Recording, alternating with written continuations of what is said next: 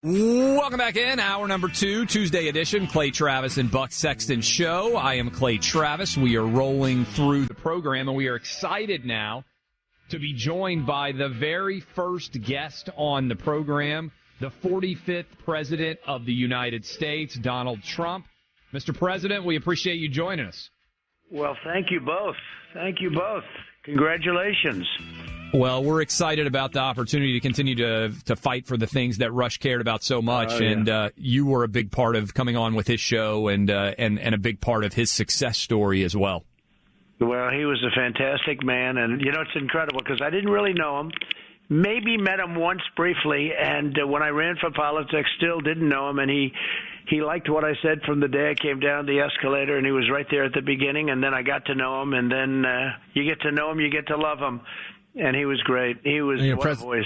President Trump, Buck here. You know, when you gave him the Presidential Medal of Freedom, so many of us just got chills. That was really one of the great moments, I thought, of your presidency in terms of recognizing somebody who had such an impact on the country.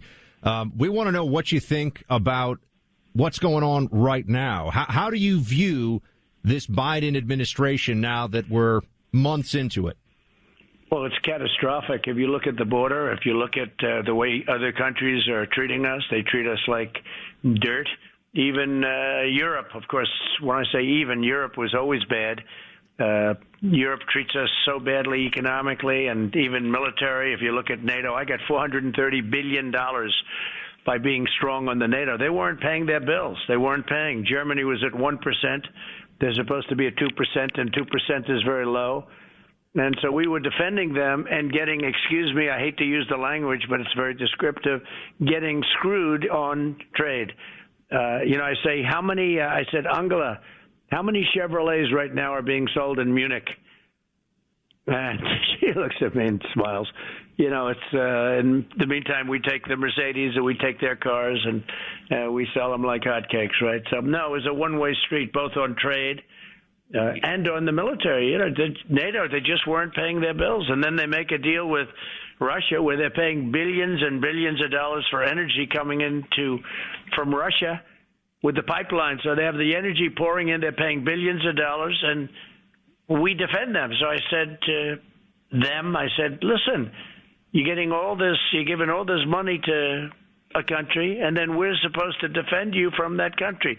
What's this all about? And they just look and they sort of smile.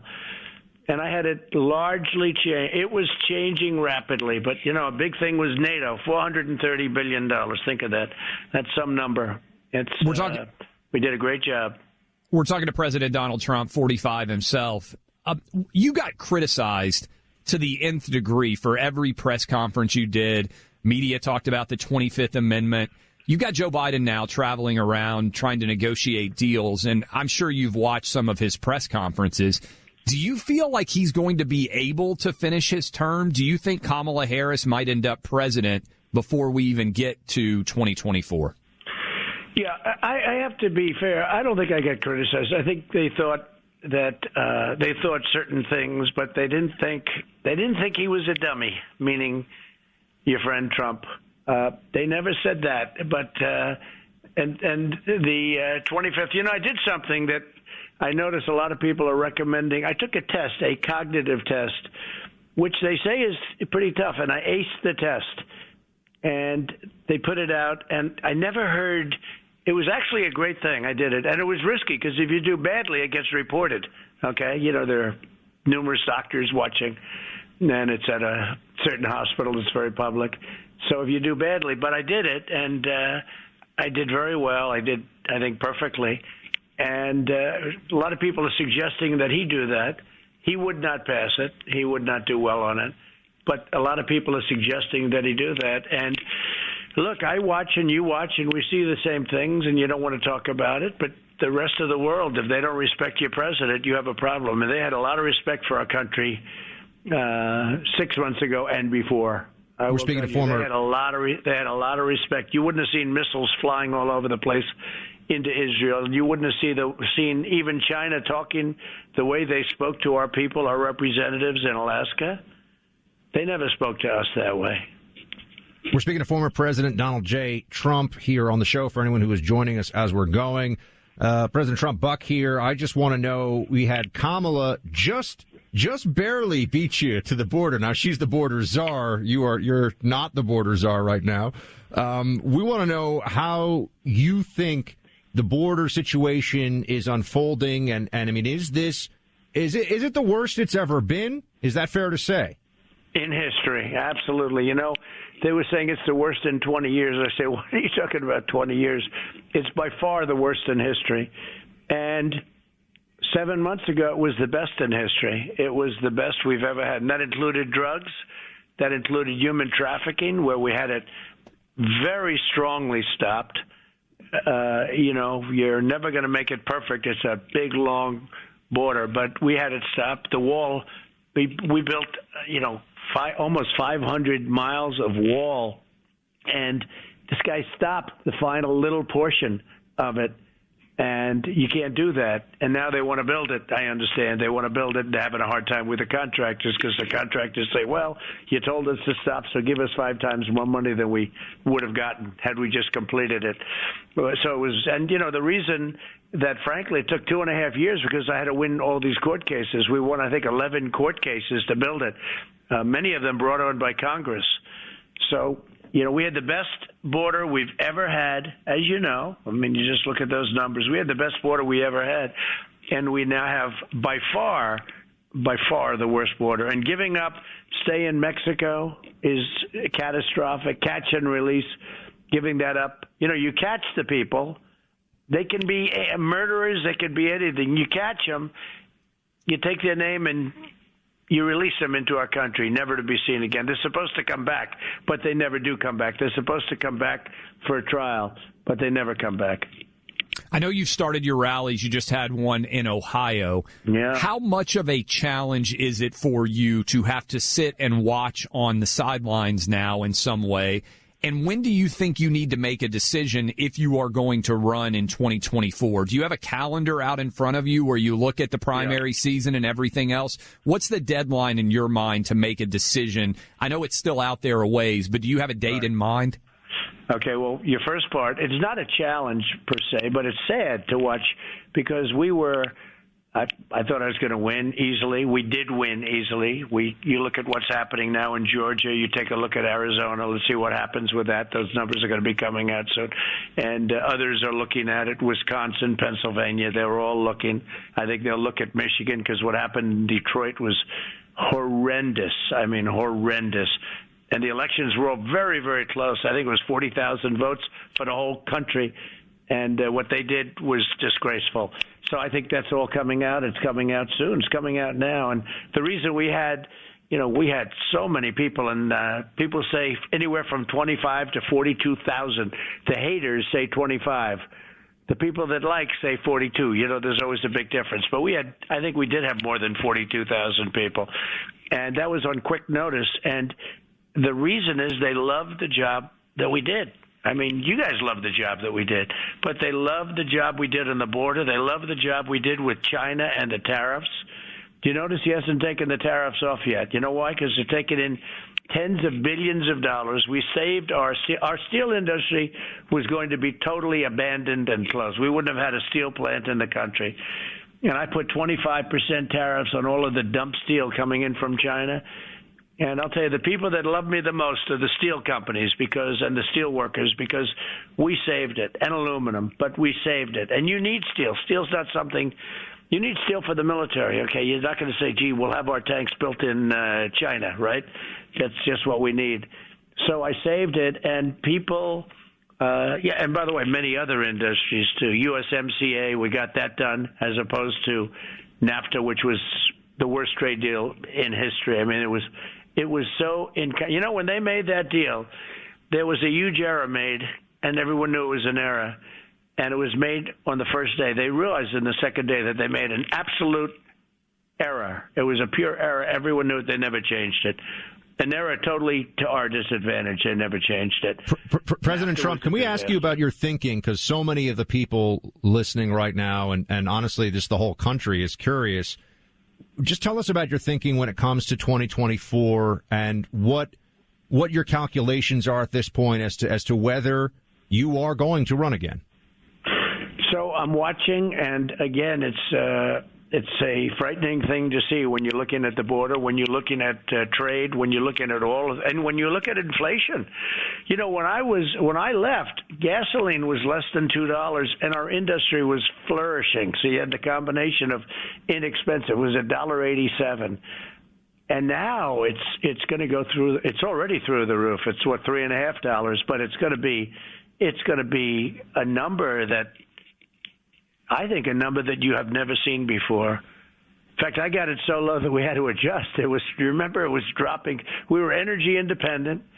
We got it down to zero. Do you remember that day, right? We got it down. We had to get it up a little bit because, we do have an energy industry and oil and gas industry. But, no, we had tremendous. So you look at that. Look at the cost of lumber. $70,000 more to build one house for lumber. And, we had lumber very, very low. Canada took advantage of us on lumber, and we did that when we did the trade deal. We took a great thing. But then these guys come in and they put environmental restrictions on all our forests, so you can't get trees. We're forced to go to Canada, and lumber's gone through the roof, and for other reasons. But lumber's gone just terrible what's happened, and so many other things. Now, inflation is a disaster, okay? It gets very ugly. And you saw that during the Carter. I think prime rate went to 21%. And a lot of other bad things happened. That was a bad moment for this country. And that was caused by inflation. And the inflation that we have in this country now is, if you take a look at the cost of goods, but just look at oil, what's going on with that. Look at gasoline, the cost of gasoline. Look at what's happening. It's not possible. We were energy independent. We were totally energy independent just a few months ago. We're not anymore. The leases are being canceled. They make it impossible to drill. And I said this during the debates, and nobody wanted to believe it. And far worse. It's actually far worse than anybody thought. And watch President the guns, watch your Second Amendment, watch all of those things, because that's going to be next. And they run through Mitch McConnell like he's a baby. He's hopeless, and he can't stop anything. But they run through. I watch the Republican senators, many of them total rhinos, and they walk into the White House every time, to work on the infrastructure bill, and they walk out. They get nothing. And they keep walking in. The same people, some of them. And it's sort of pathetic to watch, actually. One of the biggest people who need help right now with you out of office is your old friends at CNN. I don't know if you've noticed, but their ratings have declined by 75% since you left office. Yeah. Do you feel like Jake Tapper's maybe missing you pretty bad right now? Don Lemon, that crew? It's probably the only good thing about me not being in office, I guess. But no, he went down big, and I just saw some numbers. I guess they're down 78, 79%. Who ever heard of numbers like that down? They're all down, by the way. I must tell you. They're all down. Everyone. I see your friend Chris Wallace is way down, so that's a different one. But MSDNC is way down. Numbers that probably they never thought they'd see. But it's boring. It's boring. That's right. I don't watch very much anymore. I used to watch all the time. I don't watch anymore. Now, of course, I watch Sean, and I watch Laura, and I watch certain people. But President Trump, can I actually ask you about that? Because last night, Tucker Carlson said very, very clearly and openly that he believes that he might have been targeted, his communications, by the NSA under the Biden administration. You had people in your campaign who were targeted by the deep state, as we know, and then there were elements within the me. How about me? Yeah. Do you remember when I said, hey, Buck, do you remember you and I talked about this in the Oval Office? Do you remember I said that I put out a tweet at that time. Now I put out press releases, and it means the same thing. But I put out a tweet, said, I understand that I was targeted and that they were spying on my campaign. Do you remember that? Yes. And all hell broke out. I thought it was just, to me, it was like, it was like ho-hum. It's another tweet. And I get a call like 4 seconds later. Sir, did you just say, because the lines of every one I've ever done, I've never had a response like that. What was your thought when you heard that Tucker Carlson? Covfefe might have been. Covfefe. What was your thought when you heard that Tucker said that he thinks he's being spied on? I think it's true. It's totally believable. If you look at the whole thing with what's gone on and what's going on right now, no, I think it's true. They're trying to suppress the vote. They're trying to suppress going into elections to find voter fraud. They want those people suppressed. They don't want anything to do with that because the election was totally fraudulent. So the people that are investigating the election, and there are a lot of them all over the country now, the people that are and finding things that you see come out now, you see it's coming out now, but wait till you see when the results come out. They don't want anything to do. In fact, when they talk about silencing, let's silence everybody. The thing they want to silence, they don't want people looking into the election because they've been caught. The election was fake, and those states, those so-called states that we lost, we won, and we won them big. We won them big. And that stuff is starting to come out now, and that's the thing they don't want. That's what they really want, silence. Are you still thinking about building your own platform where you won't have to worry about left-wing censorship? Yeah. You can't be censored by Amazon and by Google and by Apple and by all, that's the problem. I mean, you saw what happened with Parler, or Parlay, as they sometimes call it, but you take a look at what happened to Parler and others. They get shut down as soon as somebody puts something that's somewhat controversial. No, you have to have your own cloud, or you have to have your own means of getting it out, because they'll as soon as you get big or powerful, or you start saying anything that's somewhat conservative, they will censor you and they will take you off, which is what they did with Parler, which was a very sad day, I thought.